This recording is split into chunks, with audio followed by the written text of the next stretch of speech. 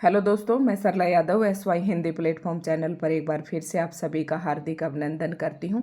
और हम अपने चैनल पर HPSC असिस्टेंट प्रोफेसर 2024 में जो वैकेंसी निकली है, इसी के अकॉर्डिंग HPSC के द्वारा जो सिलेबस दिया गया है उसी के अकॉर्डिंग तैयारी कर रहे हैं। तो आज की वीडियो महत्वपूर्ण रहने वाली है HPSC असिस्टेंट प्रोफेसर और UGC नेट दोनों के लिए, क्योंकि दोनों का सिलेबस बिल्कुल सेम है। तो HPSC असिस्टेंट प्रोफेसर का जो सिलेबस है, इसके अनुसार यूनिट नंबर 6 के अंतर्गत ये जो चैप्टर है झूठा सच ये आता है और इसके अंतर्गत सारे उपन्यास हैं। तो अभी तक हमने 6-7 उपन्यास पर वीडियो हमने डाल दी है और यूनिट नंबर 5 भी हमारी कंप्लीट हो चुकी है।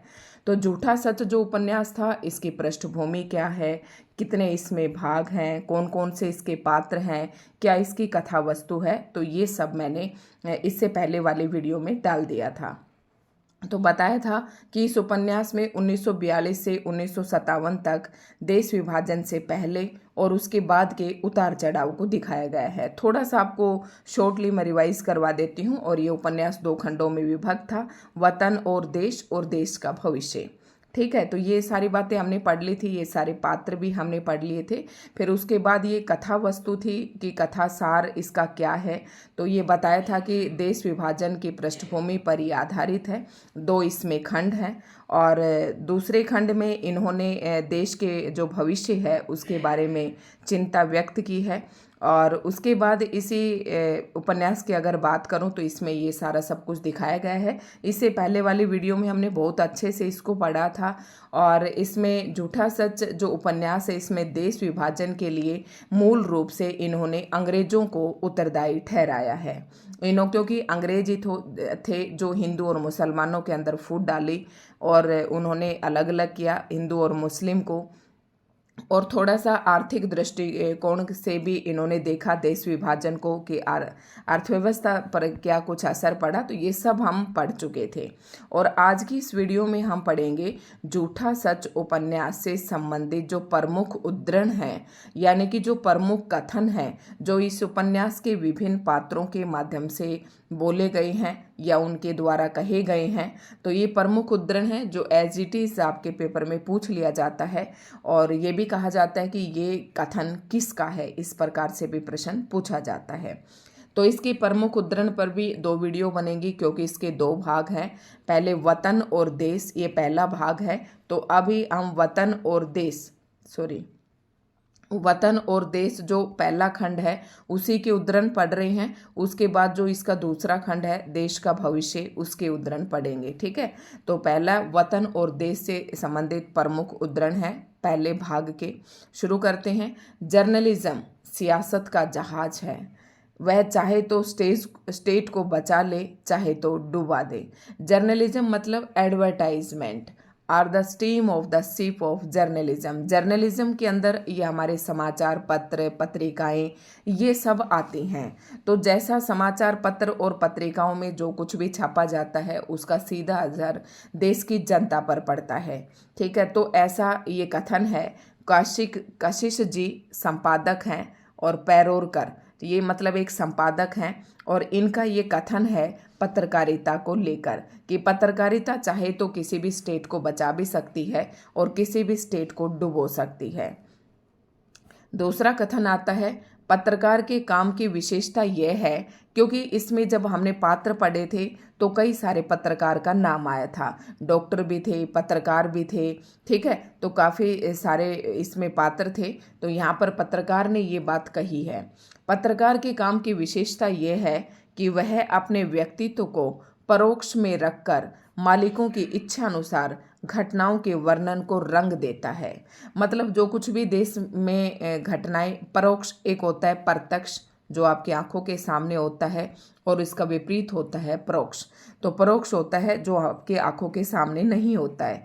तो यहाँ पर लेखक कहता है कि एक पत्रकार के काम की विशेषता यह है कि वह अपने व्यक्तित्व को एक साइड रखकर, मतलब अपने व्यक्तित्व को अपने व्यक्तिगत धारणा के अनुसार वहाँ पर वो पत्रकारिता में कुछ ना छापे, जबकि मतलब अपने व्यक्तिगत उसको परोक्ष रखकर मालिकों की इच्छा अनुसार घटनाओं के वर्णन को रंग देता है।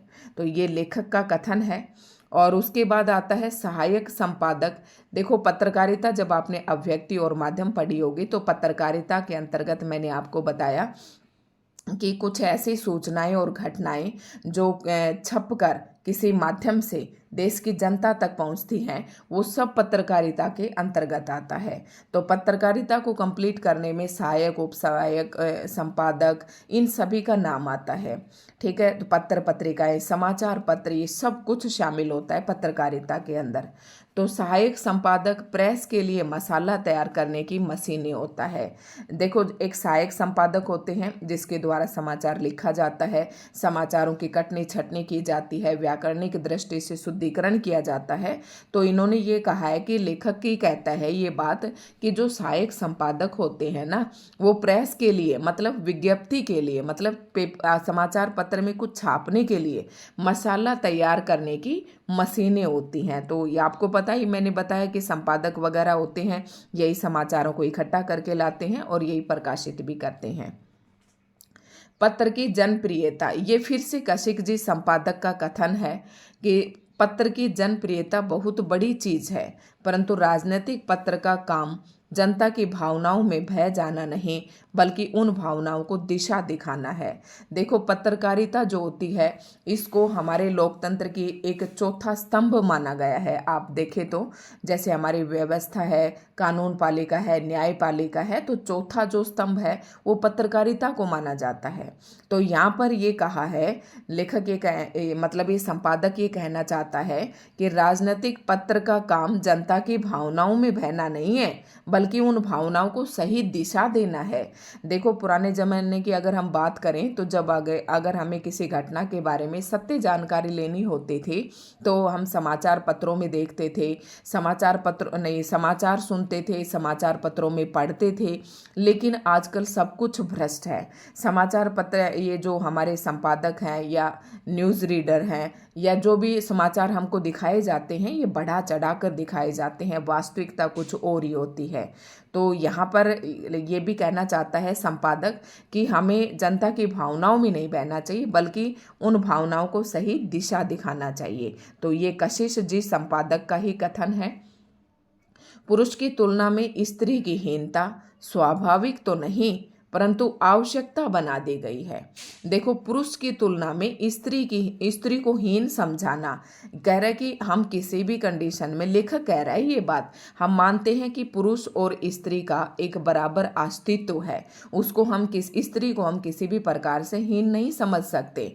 लेकिन ये यहाँ पर ना आवश्यक बना दिया गया है, हमारे समाज में इस प्रकार का माहौल बना दिया गया है कि स्त्री को हीन समझा जाता है। ये कथन है लेखक का। स्त्री अपनी शोभा अपने से बढ़कर पुरुष को पाने में ही समझ लेती है। तो आजकल की स्त्रियां ऐसे ही करती हैं कि स्त्री अपनी शोभा अपने से बढ़कर पुरुष को पाने में ही समझते हैं। उसके लिए, आज की स्त्री के लिए उसकी जो शोभा है वो उसके खुद के लिए नहीं है, वो दूसरों से अपने आप को, पुरुष से अपने आप को श्रेष्ठ दिखाने में समझ लेती है। तो ये कथन भी किसका है? लेखक का है। और जो झूठा सच उपन्यास है, इसके लेखक हैं, आपको बता देती हूँ, यशपाल, अगर आप भूल गए हो तो। नेक्स्ट कथन है, सफेद पोश निम्न मध्य वर्गीय के लिए अपनी गरीबी से अधिक संकोच और रहस्य की दूसरी बात क्या हो सकती है। देखो, सफेद, ये भी लेखक कहता है कि सफेद पोश निम्न मध्य वर्ग के लिए अपनी गरीबी से अधिक संकोच, कह रहा कि जो सफेद पोश है, मतलब, और निम्न वर्ग के, मध्य वर्गीय और निम्न वर्ग के जो लोग हैं, उन्हें तो अपनी गरीबी पर ही संकोच करना चाहिए, और यही बात उसके लिए एक रहस्य भी होनी चाहिए कि तुम ऐसा क्यों हो। लेकिन यहाँ पर कुछ और ही है। लेखक ये कहता है कि निम्न और मध्य वर्ग को तो अपना ध्यान ही नहीं है, उन्हें तो इस बात को रहस्य तक पहुँचना चाहिए कि वो गरीब क्यों है। ठीक है। स्त्रियों के जीवन से लज्जा का उतार चढ़ाव दिन के पहरों में ताप की भांति होता है। देखो, स्त्रियों के जीवन से लज्जा का उतार चढ़ाव जिस तरीके से दिन के पहर, मतलब दिन में 3-4 पहर होते हैं, 3 पहर के दिन और रात, कभी न टालो बड़ों की बात, ये हमने पढ़ा था। तो सुबह, शाम और दोपहर, तो ताप मतलब गर्मी, सुबह शाम ठंड रहती है, दिन में ताप रहती है। तो उसी की भांति स्त्रियों की लज्जा में भी उतार चढ़ाव होता रहता है। बचपन में लाज की अनुभूति नहीं रहती। जीवन के दूसरे पैर में जब वे अपने शरीर में नारीत्व को पहचानने लगती हैं और जान जाती है कि उनके शरीर की परिणति उनकी आकर्षण शक्ति में है, तो वे आकर्षण के प्रबल माध्यम लाज को बचाने लगती हैं। ये कथन भी किसका है? लेखक का है। जैसे कोई स्त्री जीवन किसी लड़की को मिला है तो वह शुरुआती दिनों में बिल्कुल भी नहीं लजाती है, लेकिन जैसे जैसे 14-12 की उम्र जब वो क्रॉस करने लगती है, स्थित नारीत्व के भाव पहचान उसके अंतर्गत आने लगती है, तो फिर वो आकर्षण जीवन की परिणति वो किसको मान लेती है? वो उसकी आकर्षण शक्ति में। तो वह उस आकर्षण शक्ति को बचाने के लिए प्रयास करती है। तो वे आकर्षण के प्रबल माध्यम लाज को बढ़ाने लगती है। ठीक है। पंजाब तो सदा हिंदू सिखों का रहा है।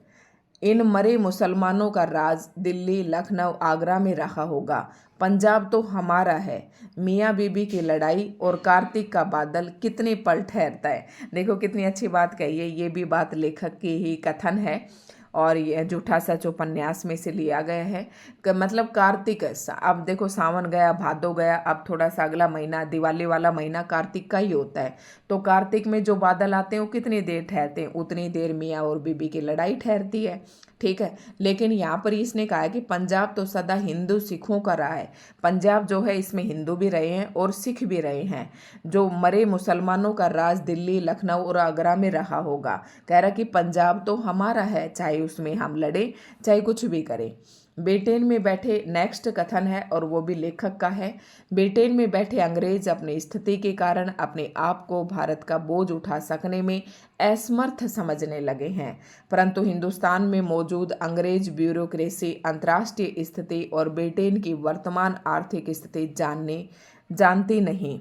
वे हिंदुस्तान के शासन का मोह नहीं छोड़ना चाहते। तो ये इसके बारे में ब्यूरोक्रेसी जैसे अंग्रेजी के शब्द हैं। यहाँ पर आपको पता होगा कि जब 1947 से पहले भारत गुलाम था तो ईस्ट इंडिया कंपनी यहाँ पर आई थी और ब्रिटेन का साम्राज्य था और ब्रिटेन की जो महारानी थी ब्रिटेन में बैठकर यहाँ पर इंडिया का राज चलाती थी और ब्रिटेन में बैठे अंग्रेज अपनी स्थिति के कारण अपने आप को भारत का बोझ उठा सकने में असमर्थ समझने लगे थे।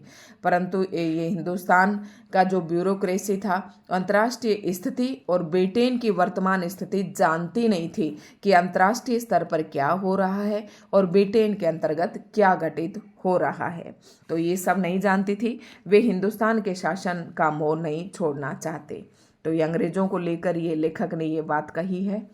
संपत्ति के आधार पर संभ्रांत होती है। संभ्रांत परिवार होता है एक अच्छा खासा धन वैभव से संपन्न परिवार जो होता है। संपत्ति के आधार पर संभ्रांत बनी श्रेणी की स्त्रियों का प्रयोग सेक्स के अतिरिक्त और है ही क्या। तो ये डॉक्टर प्राणनाथ का कहना है। यह स्त्रियां ये सोच भी नहीं सकती कि मैं तुम्हें सेक्स के बिना भी लाइक कर सकता हूँ। तो ये भी प्राणनाथ का कथन है और तारा से कहता है और ये डॉक्टर होता है प्राणनाथ जो कि तारा से प्रेम करता है। ठीक है। बल्कि सेक्स के लिए भी इस श्रेणी के पुरुष जो चाहे सो कर सकते हैं। ये पत्नियां तो केवल संपत्ति के निर्विवाद अधिकारी पैदा करने के लिए हैं। ये स्त्री की एक ही योग्यता को जानती हैं, हाथ आ गई पुरुष को हाथ से निकलने न देना। इन्हें तुम्हारी किसी अन्य योग्यता से ईर्ष्या नहीं, तुम्हारे नारीत्व के आकर्षण से ईर्ष्या है।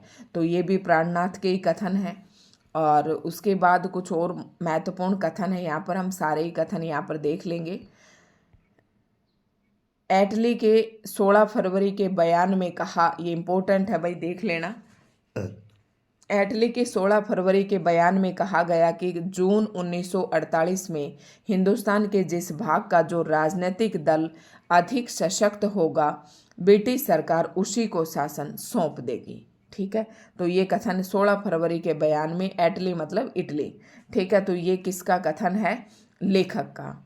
कौन युवती कुमारी साली जीजा के साथ अपने को सुरक्षित समझकर प्रणय और आकर्षण के अखाड़े में पैंतरों का परिचय पाने का यत्न नहीं करती। तो ये समझाने की इसमें कोई बातें नहीं है। ये कथन भी लेखक का है। सभी पात्रों को अपनी अपनी राजनीति और सांप्रदायिक नीति थी। सभी पत्रों की अपनी अपनी राजनीतिक और सांप्रदायिक नीति थी, परंतु पत्रकारों को अनुशासन में रखने की नीति के विषय में उनमें कोई भेद नहीं था। तो ये बात भी लेखक पुरी के पैरोकार से निष्कासन पर कहते हैं ये, ठीक है, लेखक कहता है ये बात। उसके बाद है साधनहीन होकर भी सम्मान चाहता हूँ, ये भी पुरी का कथन है और काफ़ी इम्पोर्टेंट भी है। साधन होने पर तो सम्मान खिंचा चला आता है, ये बात जब किसी के पास साधन संपन्न है तो सम्मान तो अपने आप ही मिलेगा। तो ये कथन किसका है? लेखक का। कलाकार या लेखक का यश पोला ढोल होता है जिसकी गूंज दूर दूर तक जाती है परंतु भीतर पोल रहती है। पोल मतलब खाली रहता है। तो ये कथन भी पुरी के संदर्भ में लेखक ने कहा है। अब वह सोचता अन्य सब सम्मान शिष्टाचार मात्र है, पैसे का बल ही वास्तविक सम्मान है, ये भी पुरी के संदर्भ में लेखक ने कहा है।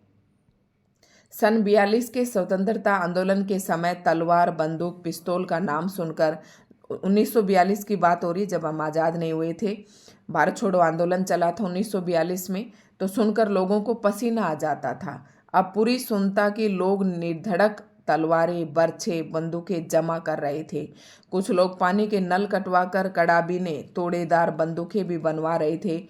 अफवाह गर्म थी कि लाला माधो शाह और सुखलाल के यहाँ से हिंदुओं की रक्षा और पाकिस्तान के विरोध के लिए 200-225 में चाहे जितने बंदूक पिस्तौल मिल सकते हैं, 100 या 225 में जितने मर्जी बंदूक आप ले सकते हैं। तो ये सन 1947 के बारे में बातचीत की है। ऐसा माहौल उस समय था।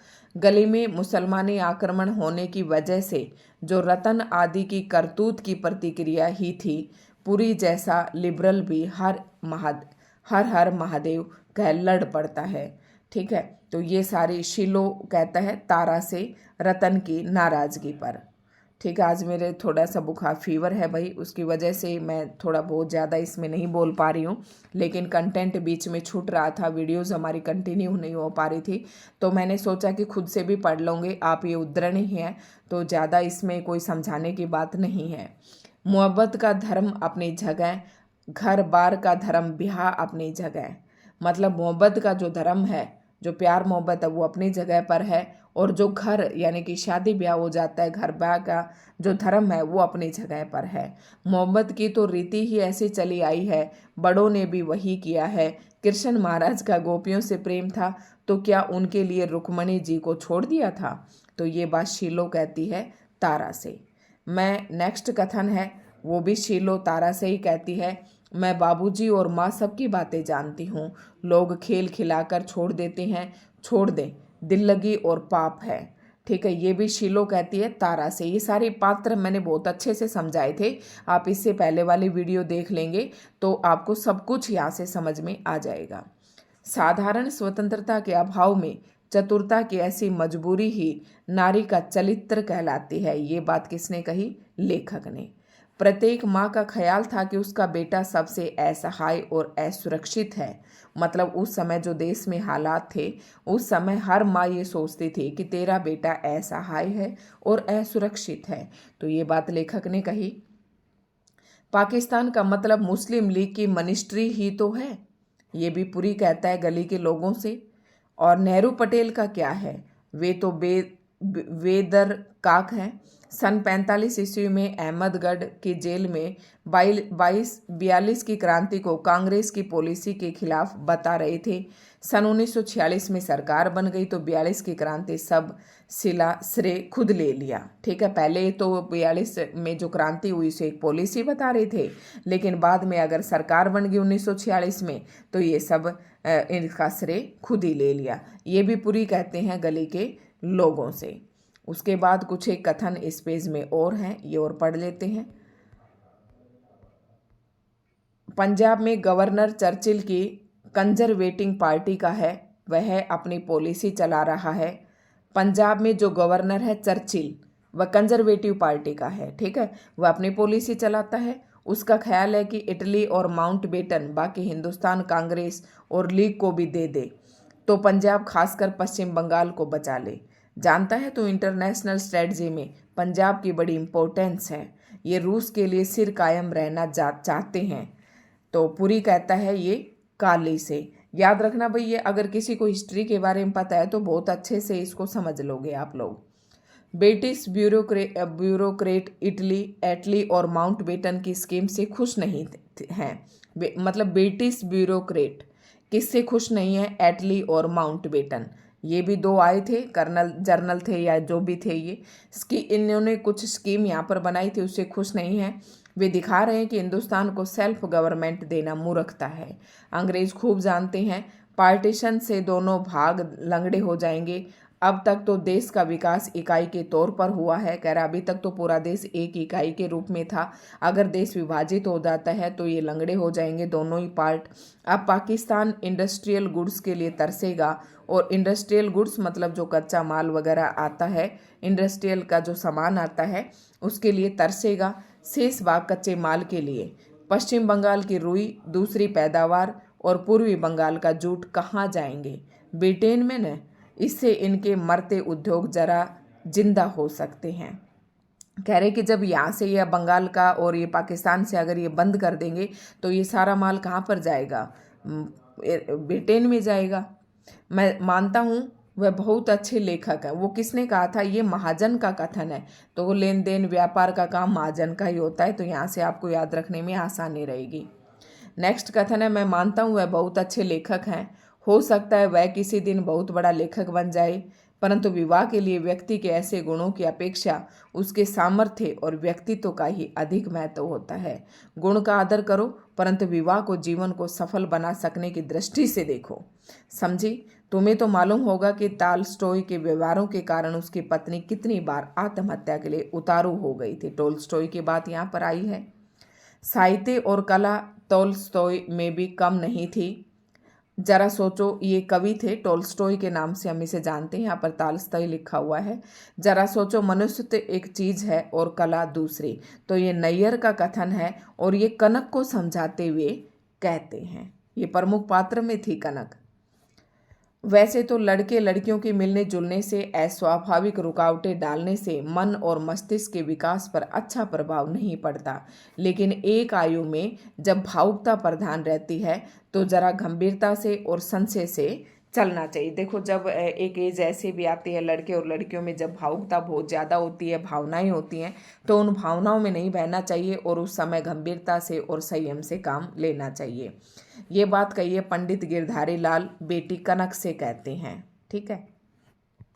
स्वाभाविक पर भी नियंत्रण जरूरी होता है। संयम ही संस्कृति है। व्यवहार रूढ़ी बनकर संस्कृति कहलाता है। मतलब जो हमारा व्यवहार रूढ़ बन जाता है, जो एक लंबे समय तक चलता है, तो उसी को हम क्या मान लेते हैं? संस्कृति मान लेते हैं। ये भी नैयर का कथन है।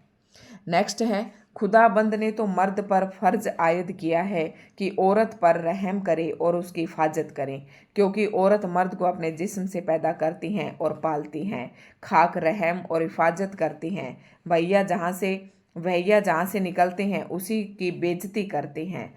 मर्द मोहम्मद करे तो गुस्सा करे तो उसका सब जोर वहीं पर उतरता है। तारा से सहानुभूति में स्त्रियों की बातचीत है। मतलब तारा स्त्रियों का कुछ ग्रुप है और उनसे बातचीत करती है। ठीक है, तो ये तारा के कथन हैं। किसी मुसलमान औरत की तरफ तो आंख नहीं उठाई मैंने। हिंदू औरत है, वे लोग नहीं हमारी। औरतों को खराब कर रहे हैं, मौलवियों को खराब कर रहे हैं। मौलवियों ने जिहाद का फतवा दिया है। तो ये नब्बू कहता है तारा से बलात्कार करने वाला। हिंदुत्व कोई मजहब नहीं, वह एक समाज और संस्कृति है। उसमें विश्वासों के बंधन है।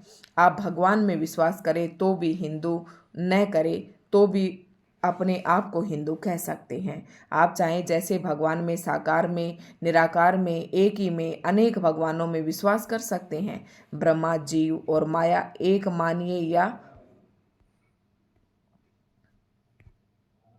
पृथक पृथक।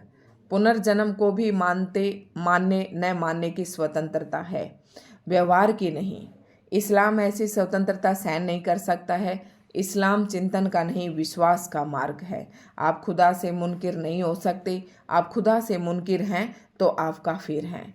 खुदा पर भी आप मनचाहे ढंग से विश्वास नहीं कर सकते। सिर्फ एक ही खुदा, वाहिद मुतलिक लाउल शरीफ खुदा पर एतकाद करना होगा। ये मुस्लिम शब्द हैं भाई, अरबी फारसी के।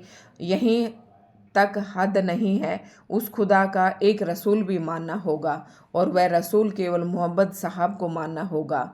आप आज के विज्ञान और साइंस से खुदा के संबंध में तर्क नहीं कर सकते, क्योंकि जिस वक्त मोहम्मद साहब पर इस्लाम का इल्हाम नाजल हुआ था वह विज्ञान मौजूद नहीं था। तो ये कामरेड असद, तारा, नरेंद्र, जुबेदा, सुरेंद्र, हमीद आदि से ये कहते हैं। ठीक है, इन सब से कहते हैं कामरेड असद। नेक्स्ट है, स्त्री के चाहने पर ही तो पुरुष उसके लिए सब कुछ अपना प्राण भी न्यौछावर करता है। वो यही तो प्रेम है। पुरुष पर ही निर्भर करता है कि अपने प्रेम को कैसे चरितार्थ करेगा। स्त्री पुरुषों की दया पर निर्भर है। इसके अतिरिक्त प्रेम क्या है? असभ्य समझा जाने वाला पुरुष स्त्री के न चाहने पर उसे दबोच कर झपट कर ले लेता है और सभ्य समझा जाने वाला स्त्री के सम्मुख प्रेम की याचना करता है।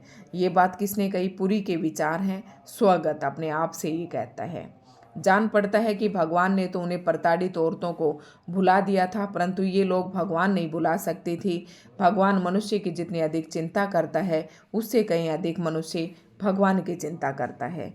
तो ये है तारा का विचार है और तारा भी अपने आप से ये बात कहती है। तो नेक्स्ट है, हिंदू सिख लाए हैं बक्से, बंदूक, नकदी, जेवर और बांड।